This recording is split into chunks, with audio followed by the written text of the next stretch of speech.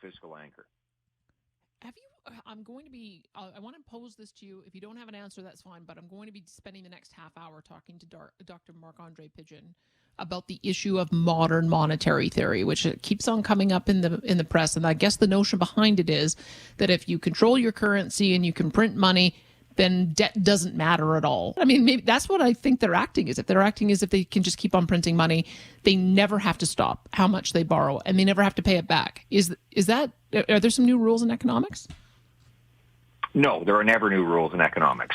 That's the first thing people need to learn about economics, is that there are never new rules in economics. All the rules are the same, and every time someone comes along and says they have a new idea, you can be damn sure that it's been tried before. Printing money is actually the oldest idea in economics. It goes back to ancient regimes. In ancient Greece, one emperor tried to create more currency by simply taking each one drachma and stamping it with two. So every one drachma coin became a 2 drachma coin, thereby doubling the money supply instantaneously. But obviously, you don't double the wealth you have.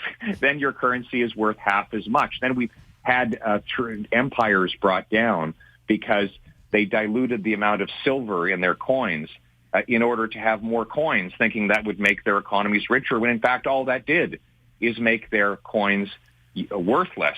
Then we had, of course, the Weimar Republic in the 1920s, which in which the German government just continued to print and print and print until it took a wheelbarrow full of bills to go to the local store and buy a loaf of bread. So these ideas are very old. Printing money is not a new concept, and the results are exactly the same every time they are tried.